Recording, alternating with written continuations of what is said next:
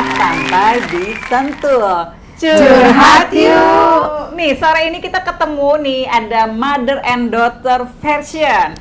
Ini yang aku kenal betul gitu loh. Mereka ini kadang-kadang konflik, Bu. Terus terang konflik. Tapi sebelum kita dengar konfliknya seperti apa, biar mereka perkenalkan diri dulu dari anaknya. Mungkin sesuai umurnya disebutin juga, kesibukannya apa sekarang. Halo, nama aku Adis atau Olin. Umur 23. Kesibukannya luntang-lantung sambil bohong deh, ngomong luntangan. enggak bantuin mami. Bantuin mami papi sama sekalian bantu jaga Rebecca. Rebecca itu ponakannya gitu. Nah, kalau maminya coba perkenalan diri dulu deh. Ya, nama saya Riyama, tapi biasa dipanggilnya Nana. Usia saya sekian dan terima kasih. Masih muda belia. Cucunya 1, suaminya 1, anaknya 4, 2 laki 2 perempuan. Dan ini anak paling kecil. Ini anak paling kecil, paling manja dan paling kepengen didengar aja kalau ngomong. Wah, kayaknya masalah. Dia senang ngomong. Cuma karena memang saya juga di keluarga nggak sekedar ibu rumah tangga, ikut bantu lah gitu. Karir nih ya. Iya, dibilang karir juga bukan wanita karir. Entrepreneur, gitu. Pengusaha ya, Ya usahawati. itulah, usaha dekat suami, usaha dekat anak, usaha dekat keluarga. Maksudnya kadang-kadang lagi ada sesuatu, ya kalau ibu-ibu kan semua juga dipegang ya. Kalau pas lagi mau diajak ngomong tuh tunggu mami beresin ini dulu, tunggu selalu kayak begitu. Jadi Adis yang memang yang seneng ngomong pengen didengar itu dia nggak nyampe gitu yang dia inginkan. Ketemu papinya yang memang lebih kaku lagi gitu. Kalau dia tapi papinya sayangnya banget gitu. Iya. Hanya cara Berkomunikasikan, berkomunikasinya itu dia nggak bisa itu misalnya Adisnya mau gini ya udah tuh ini tuh gitu aja gitu.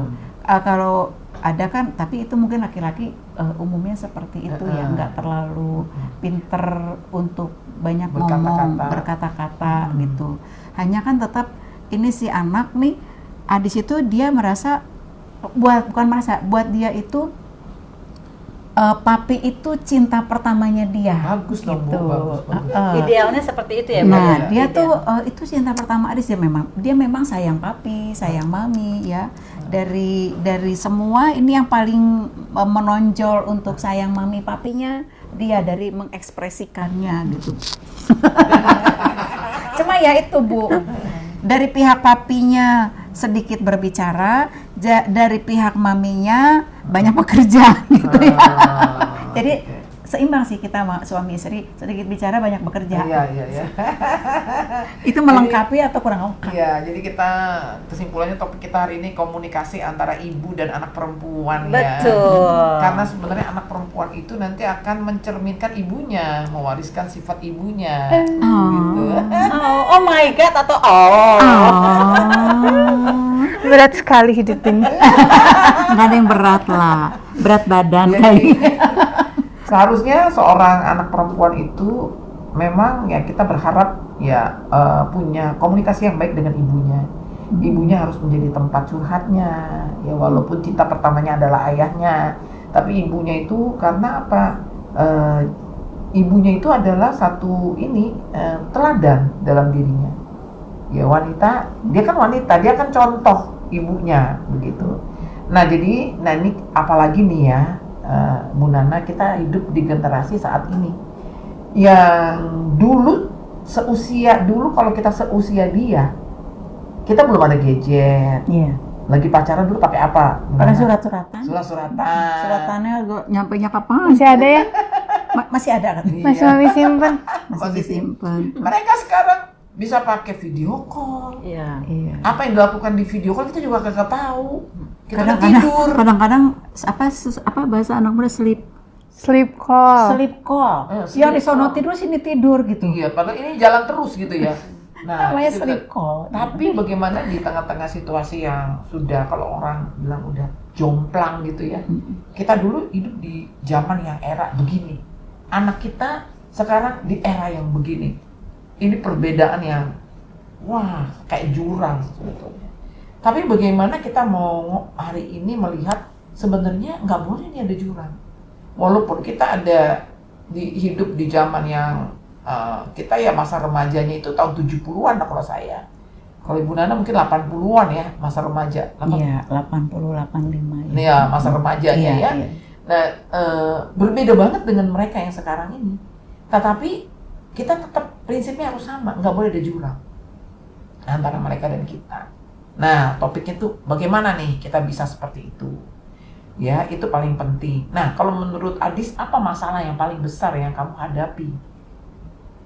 Sehingga ini melihat, sehingga jurang ini nggak semakin lebar, tapi bisa semakin dekat. Gimana supaya apa yang menjadi masalah untuk kamu nggak ada jurang lah antara mama dan anak perempuan? Komunikasi.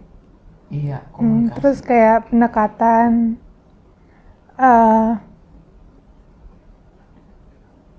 terus sama kayak ngobrol-ngobrol hal sepele gitu sih, yang bikin lebih connect gitu.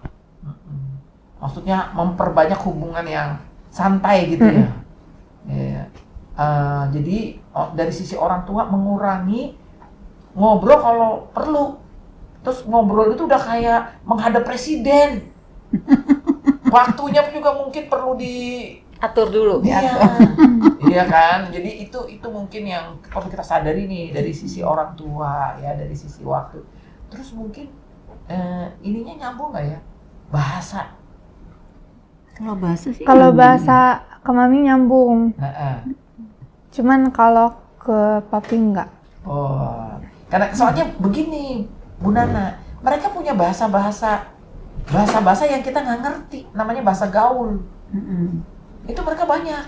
Nah, kita juga sebagai seorang ibu harus bisa membuka diri nih. Bahasa gaul apa yang mereka sekarang lagi ngetren. Iya. Contoh nih saya ya, waktu anak-anak saya masih SMA waktu itu. Jadi kira-kira ini sekitar 15-20 tahun yang lalu. Begitu ketika saya ajak mereka jalan-jalan di mall, mereka teriak. Yang cewek, anak pertama kedua kan beda umurnya cuma 2 tahun. Hamster, hamster, hamster gitu. Apa itu? Nah, saya kan nyari lah. Mana di sini? Kan saya tahu hamster itu kan binatang kayak tikus yang kecil. gitu kan. Iya. Saya carilah, mana nih hamster? Ternyata nggak ada yang jual hamster. Ternyata. Saya tanya sama mereka, maksud kamu tuh hamster apa? Cowok ganteng mah. Oh lah. Kalau sekarang apa sekarang? Jadi nggak tahu. Kalau bahasa sekarang apa nggak tahu? Nggak ya? tahu dia. Cogan. Cogan. Cogan ya. Dulu tuh namanya hamster. Hamster. Mereka apakah itu di dunia mereka aja, tapi mereka sebut gitu. Sehingga suatu saat, ayo ikut sama mama, kemana mah? Tenang, banyak hamsternya. Kalau kita memakai bahasa itu, Bu Nana, itu meruntuhkan kayak tembok jurang itu. Jadi mengurangi jurang itu tadi. Yep. Oh, emakku juga mau kok pakai bahasa. Tapi kalau aku marah gini, misalnya ketika dia ngomong, hamster, hamster, kamu tuh ngomong yang bener dong. Mau bilang handsome kali ya? Iya, betul. Jadi kayak agak Plesetan. split gitu ya. Jadi antara hamster dengan Handsome. juga bisa nangkep Kan anak gaul.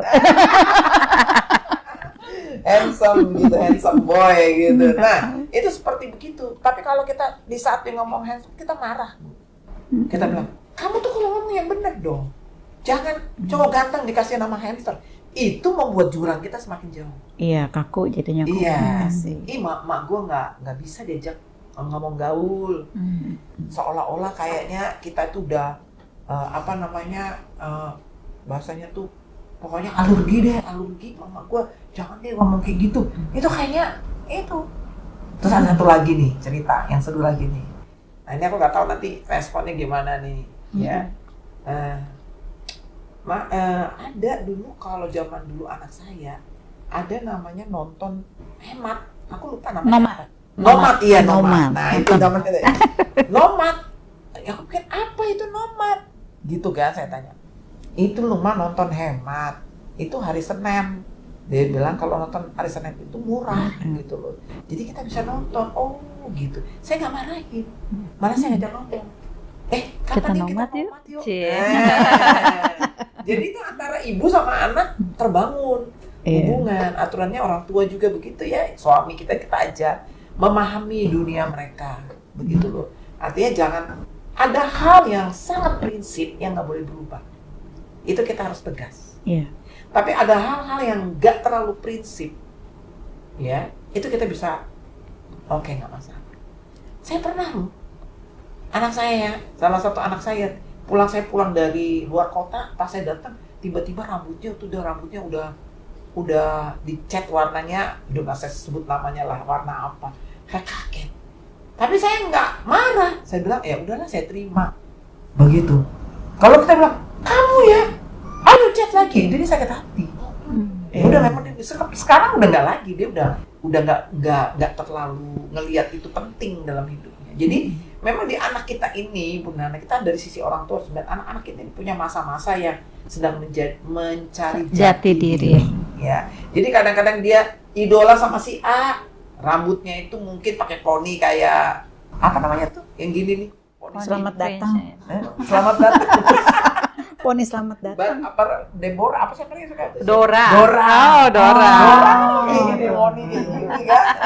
Mungkin zaman-zaman kayak saya kan dulu gitu, dia ya memang lagi model, ya udah biarin aja. Nanti sebentar pun dia akan berubah lagi. Nah, itu kan yang disukai anak-anak sekarang. Ya udah, kita maklumin aja gitu.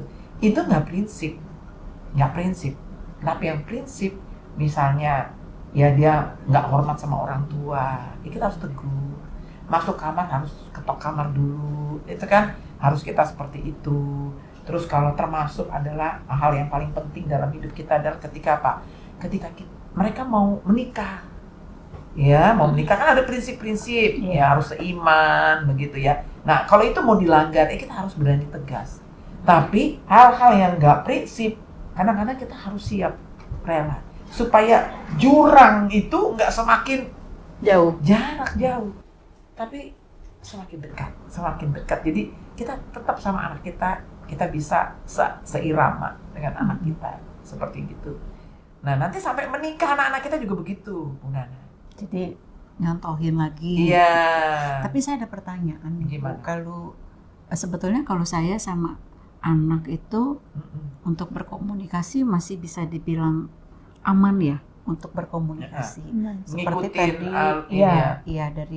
dari ngetrennya bahasa atau pakaian pun gitu. Gaul. Saya lebih gaul. Kadang-kadang sama teman-temannya pun saya mencoba untuk bisa menerima antar temannya gitu, temannya datang saya masuk ke dunia mereka gitu. Bagus, supaya teman-teman dari anak saya itu juga nyaman. Nah, tapi kadang-kadang dengan suami dia kan kaku gitu. Jadi kakunya tuh, kamu jangan terlalu kayak begitu gitu. Kamu sama anak itu kamu harus ada batasan. Nah, kadang-kadang juga kalau lagi ada komunikasi begini-begini, saya punya pemahaman sendiri bahwa ketika anak seperti ini saya harus begini gitu. Jadi naluri saya lah untuk meresponi anak seperti apa. Tapi pada ujungnya ketika suami tahu karena kamu buat seperti ini jadi begini, jadi lebih banyak dipersalahkan gitu. Nah, itu yang membuat komunikasi kita itu agak terhambat, bukan karena dari kitanya, tapi dari papinya gitu loh. Untuk dia pasangan, itu jadi saya jadi bingung posisinya nih. Suami kan harus banget gitu ya, kepala. Dia apa ngomong apa saya harus.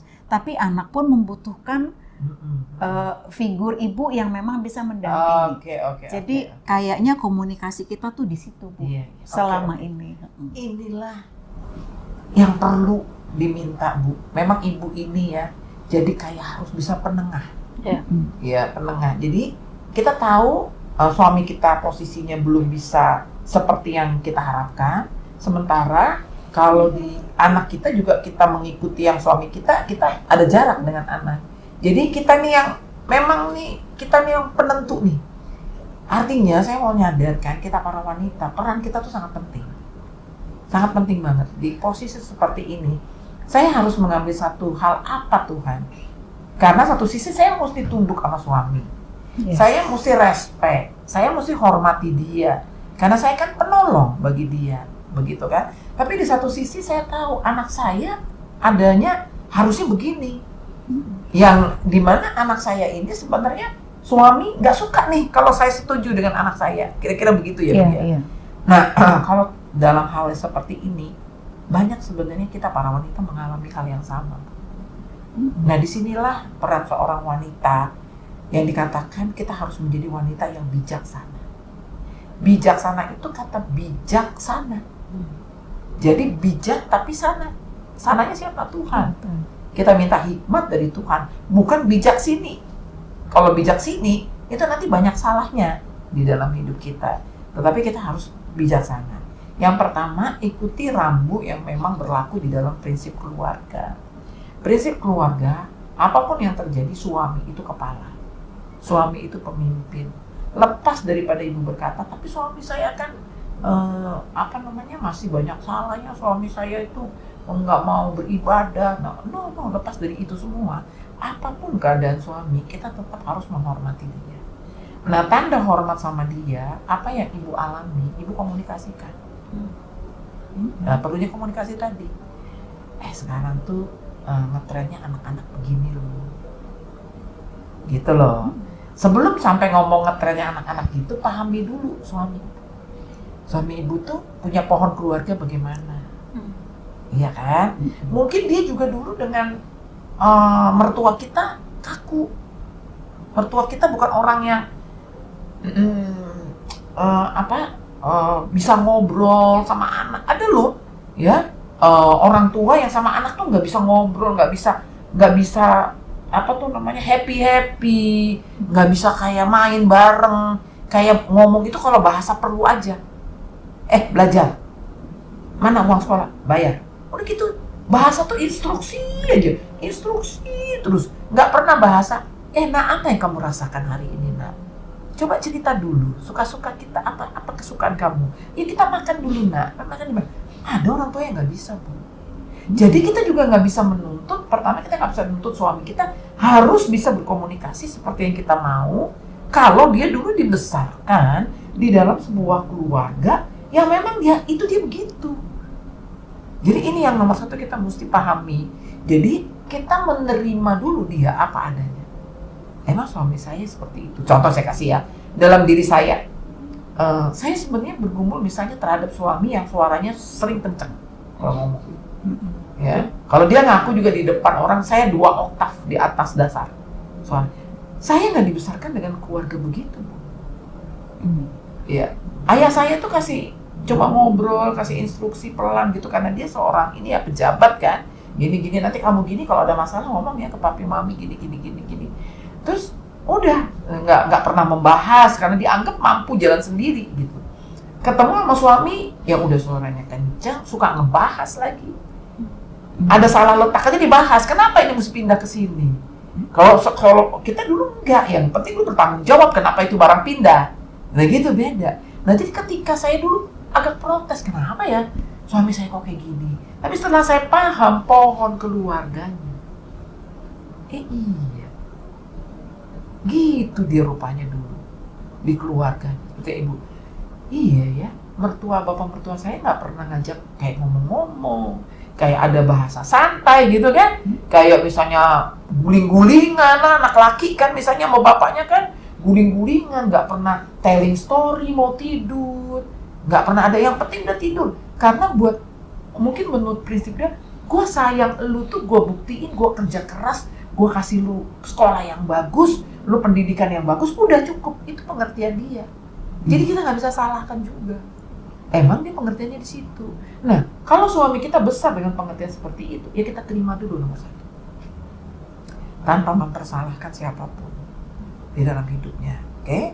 Setelah kita ngerti gitu, sekarang kita minta hikmat Tuhan. Gimana cara saya menjadi berkat buat suami saya supaya dia bisa ngikutin komunikasi anak-anak nih. Itu. Jadi kalau itu bisa boleh. Kalau yang saya alami nih Bu ya, memang saya juga paham karena ini anak-anak selalu jadinya bilangnya ke saya yang nggak anak perempuan yang laki juga sebenarnya tuh begini loh Mi, sebenarnya tuh gini. Saya mencoba untuk memahami apa yang dimaksud dari anak-anak. Lalu itu saya sampaikan. Ini bicara bijaksana, tapi pengertian bijaksana untuk saya pribadi ya Bu. Ketika saya lagi berbicara dengan suami, anak-anak tuh maksudnya maunya begini, kita dengerin mereka pengennya dikasih kepercayaan. Kayak Adis kan nih lagi keluar gitu, itu si Adis belum pulang udah jam 10 gitu. Terus iya bentar misalnya gitu. Terus kamu nggak telepon lagi itu katanya. Oh iya bentar. Kamu jangan diam aja anak, jangan dibiarin gitu. Berarti udah berapa kali peringatan ini. Saya telepon Adis, saya telepon Dis. Ini udah jam segini, kamu mesti pulang. Kenapa sih masih kayak gitu amat sih Mami? Mami nggak percaya sama Adis kan? Bukan kayak gitu. Memang udah harus pulang. Teman Adis nggak ada loh, Mami digituin gitu. Jadi saya di situ bingung. Saya harus bagaimana ya? Sampai akhirnya karena anaknya nggak mau dengar, Papi udah suruh pulang. Dis sampai kayak begitu. Selalu deh kayak begini masalahnya gitu. Nah itu gimana tuh ngatasi? Kalau menurut saya, Ibu Nana sudah menjalankan tugas dengan baik. Sudah berusaha mengkomunikasikannya dengan baik. Ya, jadi tinggal sekarang, tadi kan satu sisi kan pihak menjelaskan ke Bapak. Tapi dengan kasus tadi Ibu juga menceritakan, Ibu mencoba menceritakan ke anak. Tapi kurang satu. Ya, kita paham lah, Papi kan memang orangnya agak khawatiran. Jadi tolong disikapi ya Nak dengan baik. Sudah juga. Iya, udah ngomong gitu. Nah itu bagus. Sudah. Berarti Ibu sudah menjalankan tugas. Tinggal waktu yang menolong kita. Oke. Tinggal waktu yang menolong kita. Karena apa? Kalau kita juga nggak ada aturan di rumah Bu, anak-anak kita akan liar. Iya. Jadi sebenarnya suatu saat mereka nanti akan bersaksi. Mereka akan bahagia mempunyai ayah yang sangat care dengan mereka, walaupun cara care mereka tuh tidak sesuai dengan apa yang mereka mau. Tetapi yang penting Ibu menangkap kasihnya Bapak. Jangan ngejelekin. Jangan bilang, memang Papa kamu tuh begini-begini. Jangan pernah ngomong begitu. Itu kalau Papa ngomong gitu tanda peduli sama kamu. Nah, gitu yang disampaikan. Sudah juga. Ya, itu bagus. Sampai di sini. Sudah juga kan? Iya. Udah. Nah, itu tanda kasihnya itu yang Ibu sampaikan. Dan suatu saat nanti ketika mereka menikah, mereka akan ngomong, aku bahagia punya mama, punya papa yang seperti ini. Tinggal waktu. Dan itu aku alami ketika aku ulang tahun, nih ribut saksinya, mereka menyaksikan papa dari suamiku itu ya. Oh, papa dari anak-anakku tuh bilang, dulu tuh kita sama Dedi ya, persis kayak gitu. Ya, kayaknya kita tuh kalau ini banyak kan dulu kami buat peraturan lebih keras. Tidak boleh punya handphone sampai SMA. Nggak boleh pegang handphone. Sampai mereka akhirnya kumpulin uang jajan beli handphone satu. Disimpan handphonenya. Ketika kita tidur baru pakai handphone. Iya, pakai handphone. Tetapi akhirnya mereka tahu. Akhirnya mereka tidak terseret ke pergaulan yang enggak baik. Tujuan orang tua maksudnya. Akhirnya mereka akhirnya bisa lihat. Jadi apa yang Ibu Nana sampaikan itu udah baik, tinggal Ibu bersukacitalah. Ya, jangan merasa tertekan dengan apa yang Ibu lakukan. Berarti Ibu udah tahu, Ibu maksud kasih dari ayah ini walaupun kaku, ini kita berdoa supaya segera nanti fleksibel Bu sedikit ya. Iya, Karena kita nggak bisa rubah dia. Tapi ketika responnya Ibu Nana baik terhadap dia akan berubah. Nah, jadi nanti tinggal disampaikan ke anaknya, ya Papa memang maksudnya baik Nak. Jadi ya maklum, mungkin Bisa, Papa kurang gaul. Bisa. Iya. Papanya gaul banget, Bu. Dulu mah papanya gaul banget. Dulu Makanya tertarik ya Bu Dulu Nana ya. gaul banget. Karena gaul abis. Iya, karena gaul banget, jadi dia takut anak perempuannya salah gaul. Iya. Gitu. Kan ada banyak pengalaman-pengalaman, cerita-cerita, film-film yang menunjukkan hal itu bisa saja mempengaruhi seseorang di dalam hidupnya Bu Nana. Iya. Jadi ya kita harap maklum aja gitu kan, namanya mempunyai anak perempuan begitu kan, kita ya melepas anak perempuan kita kalau bisa ya jangan sampai terjadi hal-hal yang tidak diingat. Bukan anak perempuan aja sih sekarang para pemirsa, anak laki-laki juga berbahaya sekali. Iya. Tetapi ketika kita sebagai ibu memperkurang jurang itu tadi, mempersempit jurang itu. Sehingga ibu bisa tadi ke papanya agak nggak nyambung, tapi ibu bisa jadi mediator. Ya kan? Jadi mediator ya. Tenang, jadi nggak apa-apa, jalanin aja. Ada waktunya nanti anak-anak pergi menikah dan ibu tinggal enjoy dengan bapak. Kirain udah anak-anak menikah. Kita jadi bahan. Mana anak-anak panggil? Sudah kemarin udah lama nggak datang. PR lagi. Tapi Bu ya ada pengalaman kita Iya. karena soal kaku ini, Iya. bicara kaku. Kalau saya tipe istri atau ibu yang demennya kalau jalan-jalan itu mesti family banget. Oh iya. Nggak anak, nggak suami, pokoknya mesti komplit kita jalan gitu. Kalau Saya- gitu harus beli mobil yang besar. Ya makanya mobilnya selalu yang kayak Iya, begitu, iya, nggak iya. untuk 4 Kalau orang. gini harus masuk semua di dalam banyak Iya. ya. Harus Nah cuma ya itu tadi kekakuan papinya. Ntar di jalan pernah ya kejadian ya. Kita waktu itu mau ke Bandung. Anak yang nomor 3 laki itu tuh sering digemesin sama kakaknya sama adeknya Oh. gitu. Digemesin karena lagi happy dong di mobil dalam perjalanan, seneng. Terus mereka isengin kakaknya lagi ngisengin adeknya. Pokoknya bercanda-bercanda gitu Bercanda lah, bercanda. di mobil, bercanda tuh. Ini adanya kan dia nggak mau, makin begitu makin mereka senang godain ya, sampai mereka ciumin gitu, sampai dia nangis gitu loh, nangis karena dia kayaknya tuh dia diapain itu sama saudaranya. Saudaranya makin senang. Akhirnya karena ini dengar anak nangis dalam perjalanan, papinya marah. Kita langsung diem di mobil, anak-anak diem. Terus dari Langsung cemberut. langsung cemberut gitu, maksudnya kalau saya menikmati Bu, menikmati artinya ini anak nangis itu diisengin kakaknya itu ya karena sesuatu yang lucu, bukan mengebuli ya, lain ngebully. Ini anak nangis, Nggak ada maksud ngebully memang. enggak karena gemes Main diciumin, aja. diciumin, nggak suka diciumin aku, Dia paling nggak suka dicium. gitu. Tiga. Iya, dicium, Dia paling gak nggak suka, iya apa sih gitu. gitu, makin Karena kayak nempelengin, kalau ke aku tuh dia nempelengin itu kan, awas gitu. Kalau ke kakaknya tuh kok gitu. gitu. Jadi mereka happy karena mau jalan-jalan terus bikin kayak begitu. Tapi papi yang kakuin itu ngeliat gini, ini mau jalan tapi lu pada ribut, gue mah nggak suka aja nah gitu. Jadi kayak gitu. Nah itu suka nggak nyambung yang seperti itu. Jadinya ya itu tadi mungkin dari pohonnya seperti itu. Iya. Saya suka bilang maklumin papi gitu, Iya. maklumin papi. Tapi nggak bisa kita juga nggak nyaman kalau kayak begitu. Nah saya belum ketemu tuh untuk bisa ngeklikin itu seperti apa. Iya, memang satu-satunya cara ya pengertian Bu di antara kedua belah pihak ya. Jadi kalau misalnya dari papinya kan ibu terus berusaha juga untuk memaklumin anak-anak, terus anak-anak juga berusaha memaklumi papi, tapi bisa aja ada satu kejadian kan kecolongan.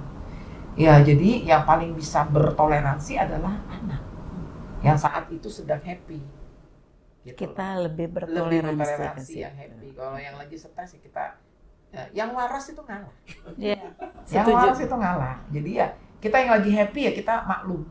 gitu. Jadi ini di antara kejadian apapun nanti kalau yang pas misalnya yang stresnya anak ya kita yang orang tua ngalah.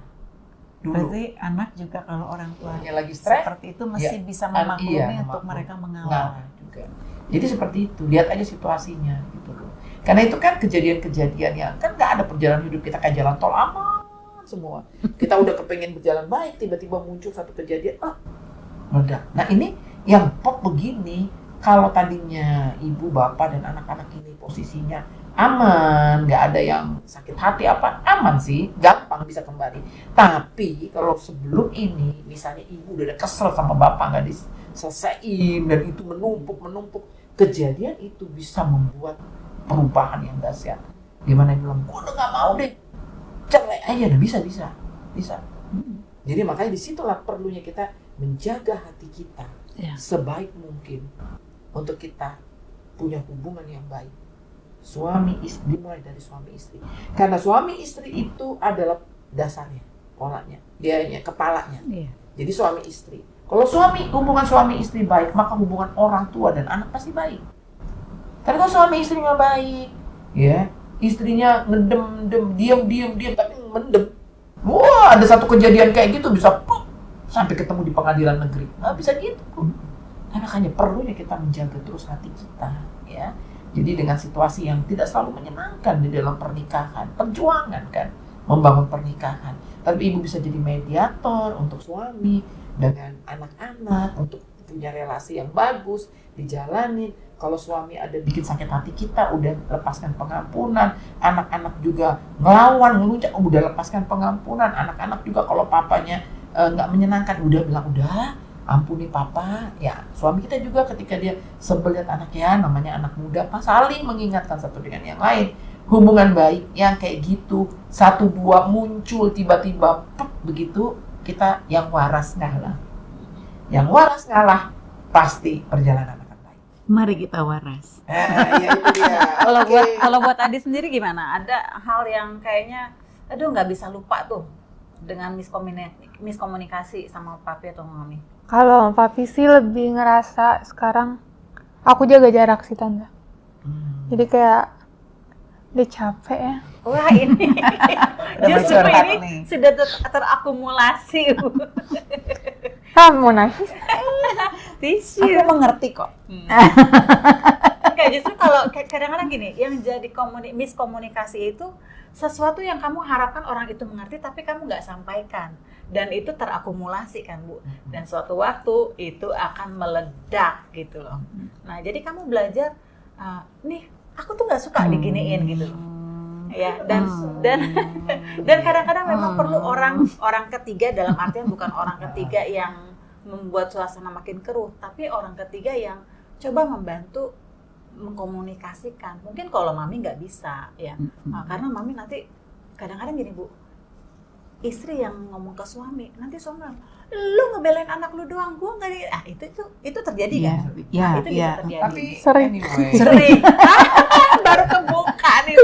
anyway, apa yang kamu rasakan itu hampir banyak dialami. Ya, oleh Tuh, anak jadi perempuan. bukan Adis doang. Ya, Emang Ya. banyak.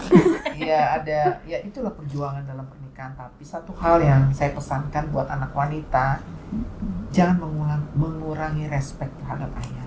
Iya. Ya, masalah apapun bisa terjadi, tetapi kita harus tetap respect kepada ayah kita. Ya, itu bisa. Namanya kamu kan bertumbuh di dalam kehidupan kamu udah mulai punya visi, punya mimpi. Ya, sementara papa kamu mungkin mulai membatasi kamu nggak begini, kan itu kan perbedaan itu bisa jadi clash kan dalam hidup kita. Tetapi ya kita ingat, ya kita harus lepaskan pengampunan buat papa kita.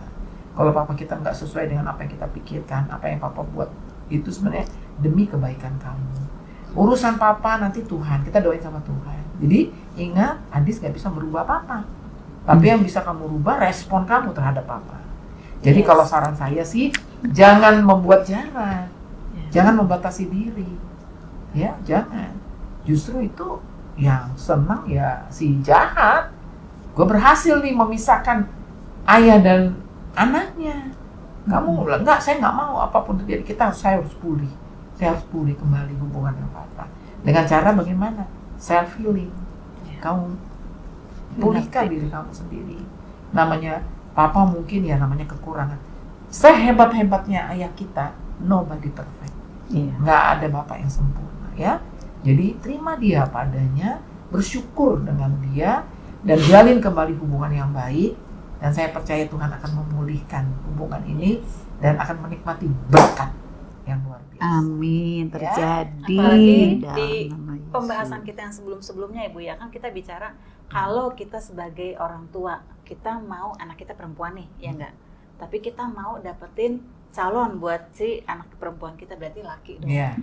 Anak laki-laki ini kita harus melihat bagaimana dia treat mamanya dia, Iya. gitu loh. Tapi kalau anak perempuan, Dia akan calon mertuanya Nah. itu atau keluarga si laki-laki itu akan melihat bagaimana dia respon dia, respeknya dia ke papanya itu kayak gimana.